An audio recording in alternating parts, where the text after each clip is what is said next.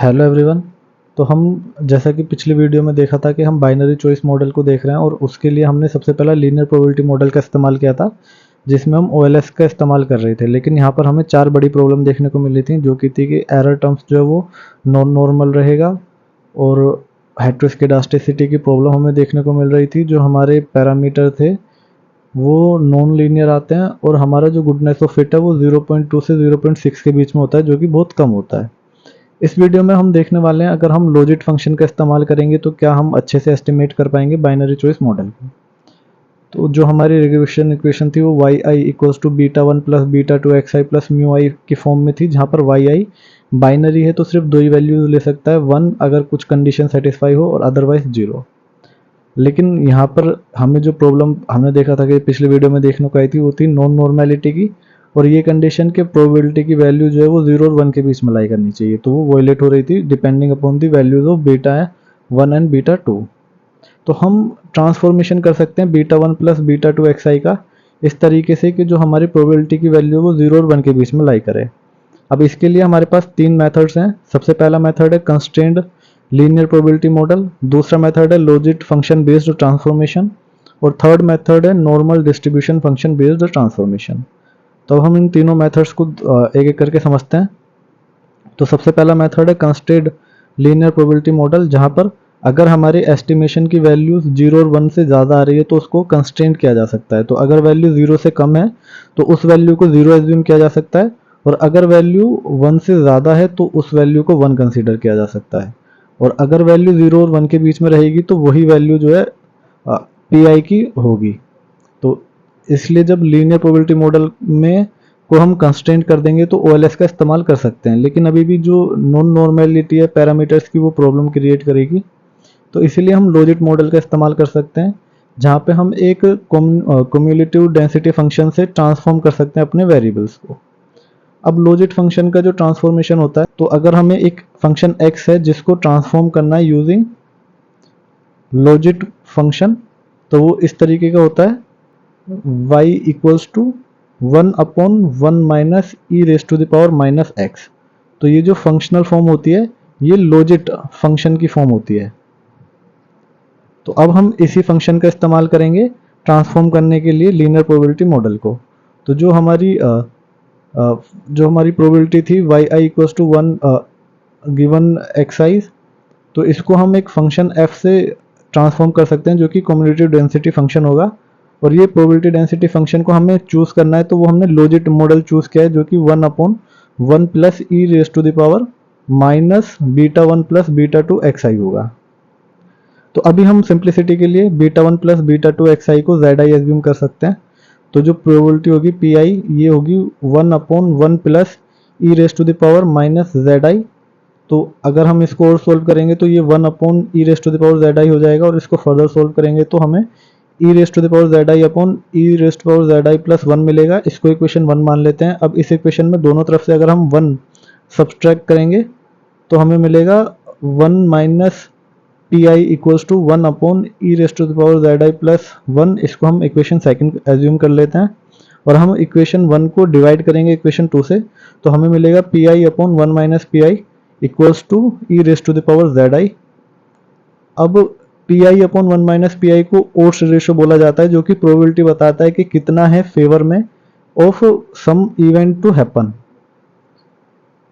तो अगर हम इस इक्वेशन में दोनों तरफ लॉग कंसीडर करेंगे तो ये हो जाएगा log P I upon 1 minus P I, जो कि होगा जेड आई, जो कि होगा बीटा 1 प्लस बीटा 2 एक्स आई के बराबर। तो ये जो फंक्शन है log P I upon 1 minus P I, इसी को लॉजिट फंक्शन कहते हैं या फिर लॉग ऑफ ओड्स कहा जाता है। तो इस फंक्शन को अब हम एस्टिमेट कर सकते हैं ओएलएस की मदद से भी, लेकिन ज़्यादातर इसमें हम मैक्सिमम लाइक्लीहुड एस्टिमेट का इस्तेमाल करते हैं। अब इसके पीछे भी रीज़न है जो कि हम आने वाली वीडियो में देखेंगे कि हम ज़्यादातर मैक्सिमम लाइक्लीहुड एस्टिमेशन का इस्तेमाल क्यों करते हैं। अब अगर हम एस्टिमेट कर रहे हैं P I upon 1 minus P I को, तो इसको बोला जाता है लॉजिस्टिक फंक्शन, और यहाँ पर जो हमारी इक्वेशन प्रेडिक्ट कर रही होती है उसको कहा जाता है ओड्स रेशियो।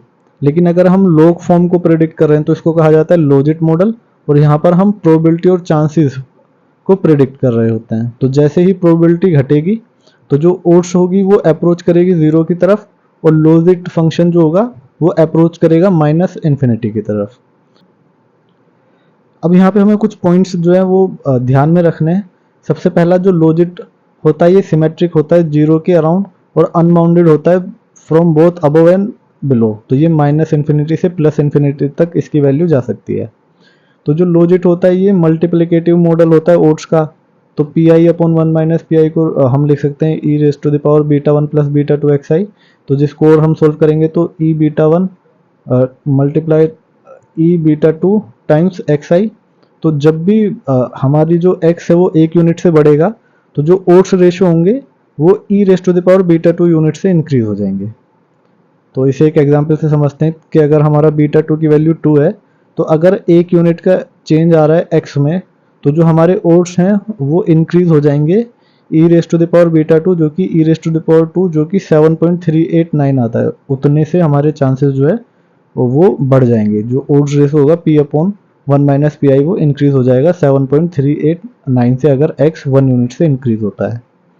तीसरी पॉइंट जो हमें ध्यान में रखना वो ये है कि जो रिलेशनशिप होता है स्लोप का वो नॉन लीनियर है। तो स्लोप जो होगा वो होगा beta two times P I into one minus P I. Fourth point जो हमें ध्यान में रखना वो ये है कि जो हमारा लॉजिट है एल आई ये पॉजिटिव है। इसका मतलब ये है कि जो वैल्यू है रिग्रेसर की वो इंक्रीज करेंगे तो ओड्स के रिग्रेसेंट जो है वो 1 के बराबर होगा वो इंक्रीज हो जाएगा।